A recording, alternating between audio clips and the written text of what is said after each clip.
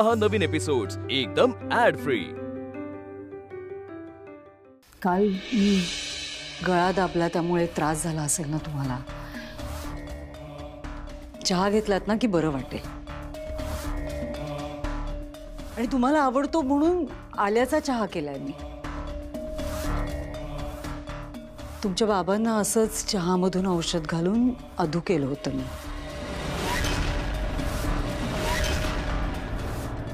कायमच।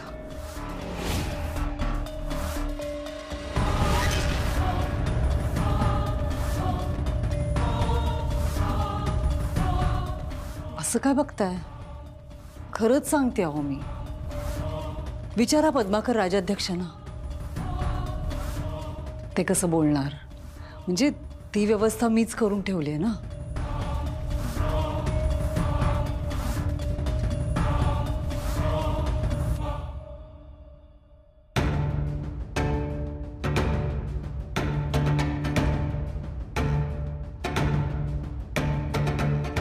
काही नाही आहे चहा।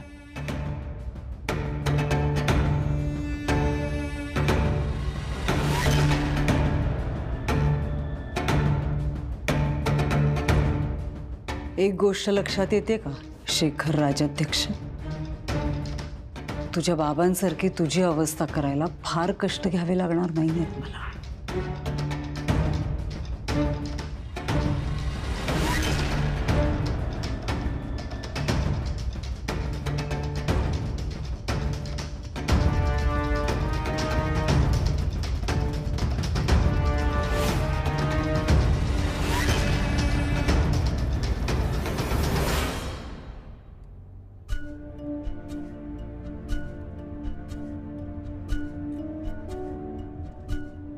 आज तुम्ही सकाळी तुमची ब्लॅक कॉफी नाही घेतली ना?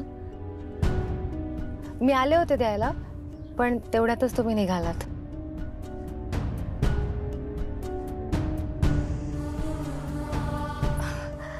मागे तुम्ही म्हणाला होता ना, तुम्ही तुमची ब्लॅक कॉफी नाही घेतली सकाळी सकाळी तर मग तुमचा दिवस चांगला नाही जात। तुम्ही उद्यापासून तुमची ब्लॅक कॉफी चुकवू नका। मी आपल्या ठरलेल्या वेळात आणून देत जाईन। हां?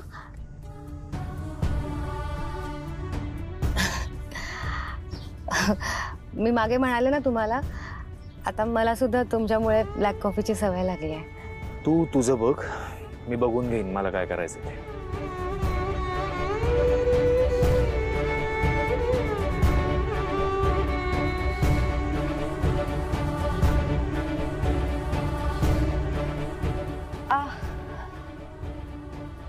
आई ग, आई काय झालं? काही त्रास होतोय का? हो, माझं डोकं दुखतंय। तरी मी तुला सांगितलं होतं बरोबर नको येऊस मग। चल घरी सोडतो मी तुला। नाही नको। नाही म्हणजे मी चहा नाही घेतलाय ना सकाळी, म्हणून दुखत असणार। आपण इथे कुठेतरी थांबूया का चहा घ्यायला? नाही म्हणजे तुम्हाला उशीर होणार नसेल तरच।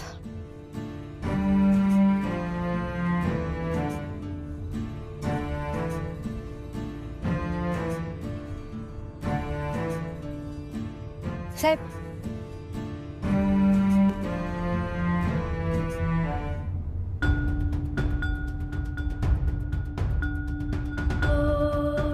चला चहा घेऊया। तू पिऊन ये, मी थांबतो।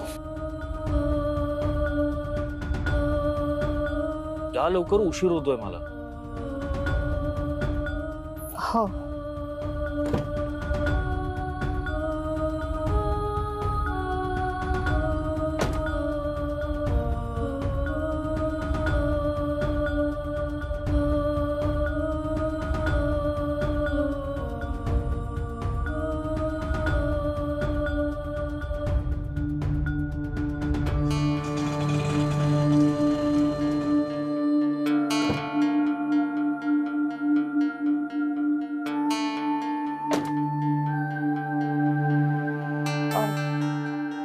दादा एक चहा।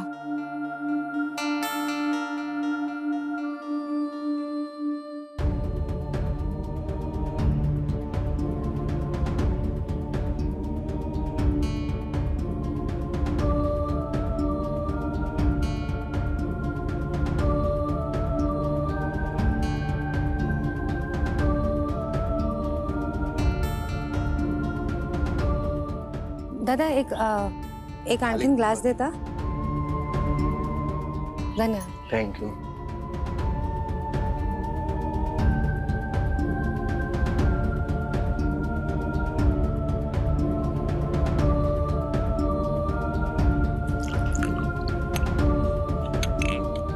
साहेब तुम्ही पण थोडा चहा घ्या.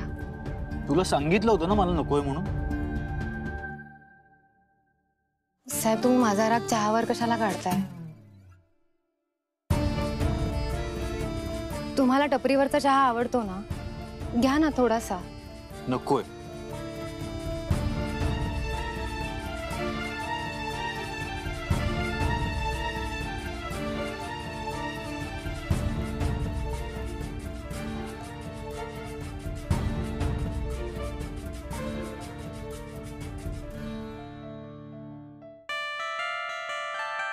ची.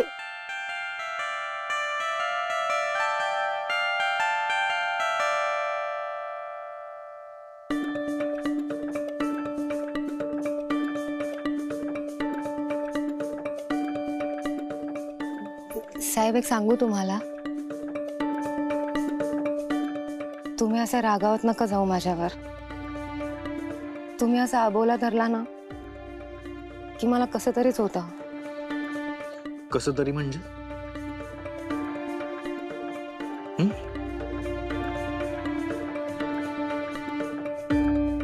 चहा संपव पटकन.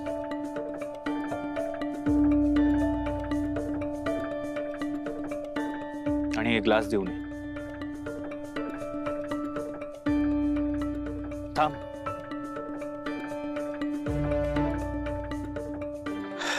गाडीत बस.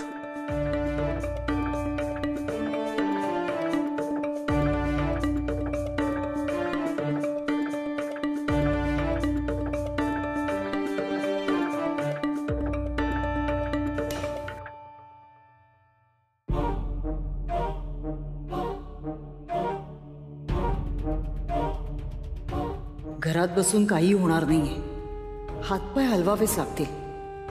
नेत्राला कात्रीत पकडायचं असेल तर काहीतरी शोधावंच लागेल.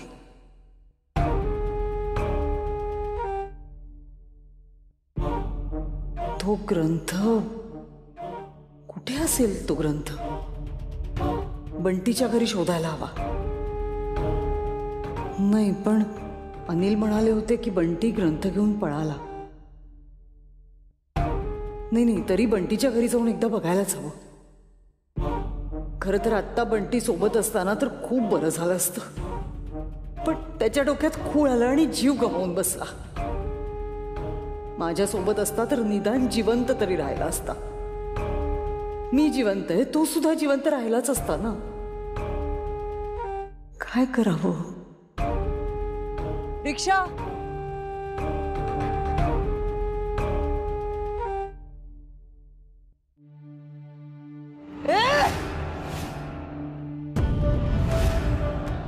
मी मारलंय ममताला. मी ढकललंय तिला गच्चीवरून. आधी हे असं का करतायत? वधवून घेतायत माझ्याकडून. मला म्हणतात की तू कबूल कर की तूच मारलंयस.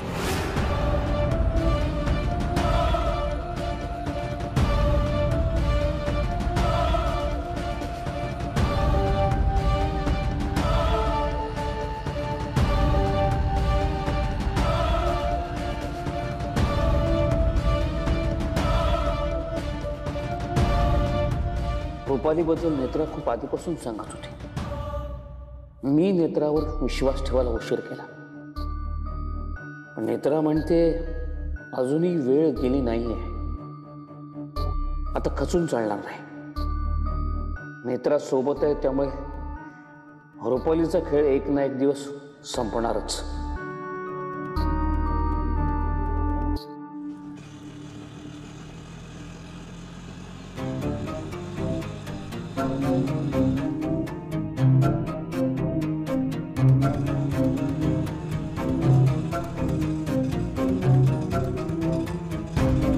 सातवी कन्या संहिता मात्र द्वापार युगात 4 आणि कलियुगात केवळ 3 भक्तांच्या, त्या सुद्धा 2 आणि 1.5 तपांच्या अंतरावर विशिष्ट मुहूर्तावर जन्मलेल्या 3 स्त्रियांच्या आधारे कलियुगात 3 जणी, म्हणजे नेत्रा व्यतिरिक्त आणखी 2 जणी आहेत. आणखी दोघींना नेत्रासारखं वरदान आहे. कोण असतील त्या दोघी? त्यांचा शोध घेतला तर फायदा नक्कीच होईल.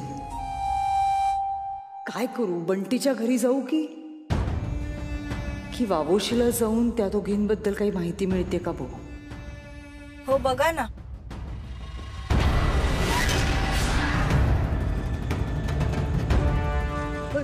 थांबा थांबा, रिक्षा थांबा थांबा. काय झालं? ही मेलेली मुलगी की रिक्षात कशी? कोण मॅडम? ही काय? ही मुलगी मेली आहे. चला तुम्ही थांबू नका, इकडे चला. हो मॅडम, पैसे द्यायचे नसले की असंच करतात लोक.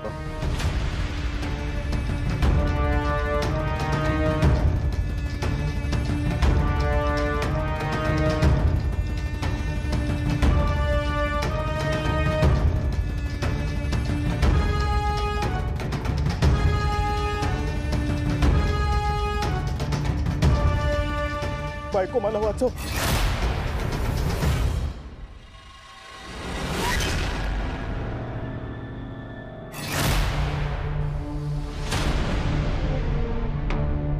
बायको मला लांब पाठवू नकोस. मला वाचव बायको. ठेव बायको, ते कावळे येत आहेत.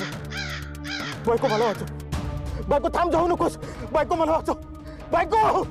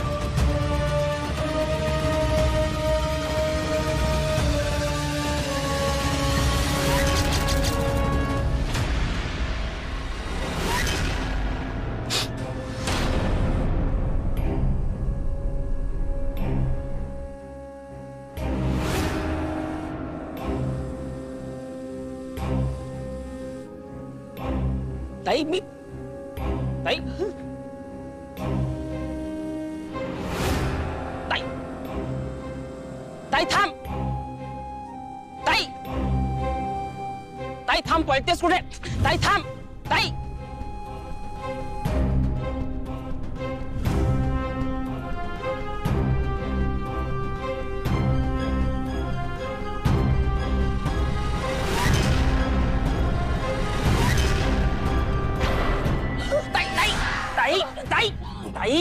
इथं घ्या.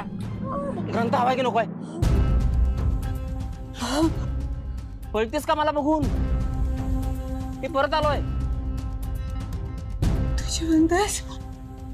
मी इतक्या सहजासहजी मरीन असं वाटलं तुला? मला सगळे मेलेले लोक दिसत आहेत. अनिल, हेमा. ताई, मी जिवंत आहे. तुला खरं वाटत नाहीये का? चिमटा काढ.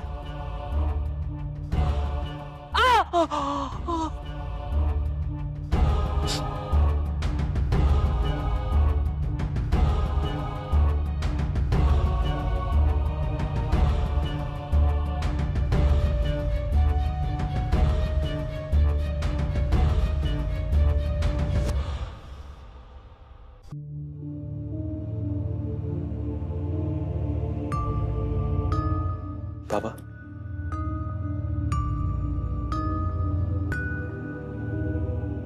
नका एवढं टेन्शन घेऊ. तुमच्या डोक्यात जे काही सुरू आहे ना ते काढून टाका. आपण कुठली गोष्ट मनाला लावून घ्यायची, कुठली गोष्ट इग्नोर करायची, हे आपल्यालाच ठरवावं लागतं ना. नेत्राचं ऐकून तुम्ही स्वतःला सुद्धा त्रास करून घेताय आणि या सगळ्याचा आईला खूप त्रास होतो. खरं तर मला खूप राग आलाय तुमचा. मी बोलणार नव्हतो तुमच्याशी, पण तुम्हाला असं स्ट्रेस्ड, टेन्शन मध्ये मी नाही पाहू शकत. म्हणून बोलायला आलो. सी बाबा, काय नेत्रा चांगली मुलगी आहे, पण तिचा प्रॉब्लेम आहे ओव्हर थिंकिंग. ती ओव्हर थिंक करते आणि तिच्या ती मनात गोष्टी क्रिएट करते आणि तिचे हे सगळे प्रॉब्लेम्स इव्हेंच्युअली आपल्यावरती रिफ्लेक्ट होतात. असं नाही अद्वैत बाबा, असंच आहे. आणि तुम्ही असं कसं म्हणू शकता? नेत्राचं ऐकून तुम्ही म्हणताय की आईने हे सगळं कबूल केलंय. I am sorry, but are you all right? तुम्ही तुमच्या सेन्सेस मध्ये आहात ना बाबा? अद्वैत, रुपालीने आज सकाळी स्वतः मला सांगितलंय की तिने बाबांना मुद्दामून चुकीची औषधे देऊन त्यांची अशी अवस्था केली. तिने त्यांना पॅरालाइज केलंय. बाबा, हे इम्पॉसिबल आहे. कोण विश्वास ठेवला याच्यावर? काय बोलताय तुम्ही? तुम्ही ऐका ना प्लीज. तुम्ही नेत्राचं बोलणं इग्नोर करा बाबा. या सगळ्याचा आईला खूप त्रास होतोय आणि आईला त्रास झालेला बघून मला त्रास होतो. आणखी एक शेवटची गोष्ट. नेत्रा माझी मैत्रीण आहे. ती माणूस म्हणून खरंच खूप चांगली आहे. तिचे इंटेन्शन्स वाईट नसतात आणि म्हणूनच एवढं सगळं होऊन सुद्धा तिला वाईट वाटू नये म्हणून मी तिचं ऐकतोय. आज सकाळी सुद्धा ती आली होती माझ्या बरोबर बँकेत. मला ऑफिसला सोडलं आणि मग घरी गेली होती. पण बाबा, हे सगळं अजून किती दिवस चालणार आहे? मला तुम्हाला हर्ट करायचं नव्हतं म्हणून आत्तापर्यंत तुमचं सगळं ऐकलंय. पण जर नेत्रामुळे आपल्या घरात हे असे मोठे मोठे प्रॉब्लेम्स क्रिएट होणार असतील आणि अजूनही तुम्ही तिच्यावरच विश्वास ठेवणार असाल, तिचंच ऐकणार असाल, तर पुढे जाऊन हे सगळं खूप डेंजरस होईल बाबा. स्वतः तुम्ही ठरवा. नेत्राला तिच्या घरी परत पाठवायचंय की प्रॉब्लेम्स अजून मोठे करायचे?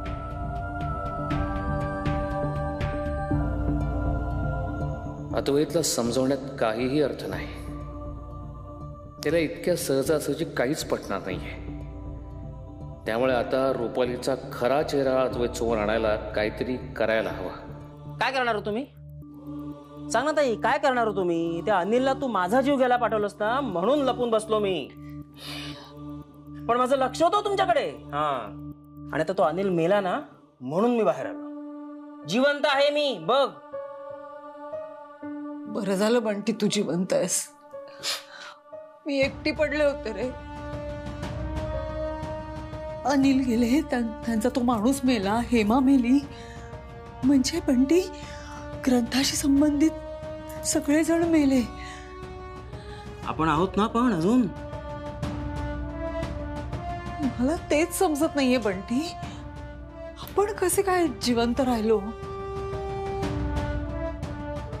कदाचित असं असू शकतं की अनिल आणि त्यांच्या त्या माणसाने कालपेटी चोरली, तो ग्रंथ चोरला, हेमाने तो ग्रंथ वाचला. म्हणजे हे सगळे त्या ग्रंथाशी प्रत्यक्ष संबंधित होते. हे आपण प्रत्यक्ष संबंधित नव्हतो, म्हणून कदाचित आपण वाचलो असू. पण आता काय? आता नेत्रा सोडणार नाही आपल्याला. तिला माहितीये मी ह्या सगळ्यात सामील आहे.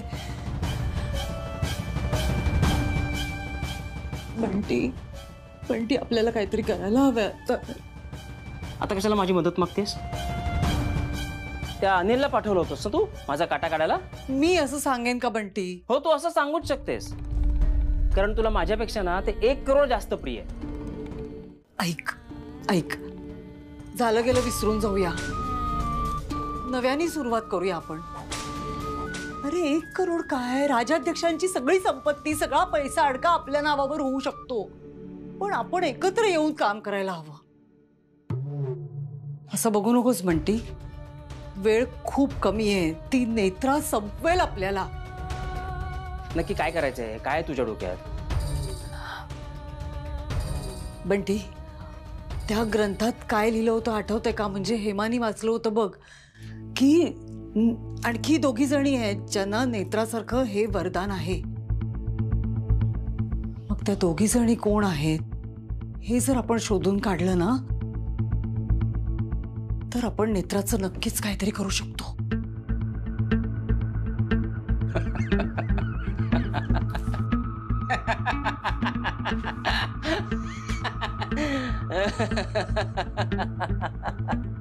बंटी हसतोयस काय? इथे जीव जायची वेळ आली आहे माझा आणि तू हसतोयस काय? मी काय सांगतोय ना ते नीट लक्ष देऊन ऐक. इतके दिवस जे मी गायब होतो ना, असं समज की मी तपश्चर्या करून आलोय. ताई, मी तुझ्या डोक्यावर हात ठेवून सांगतो, नेत्रासारखंच देवीचं वरदान असलेली ती दुसरी स्त्री माझ्या कॉन्टॅक्ट मध्ये आहे.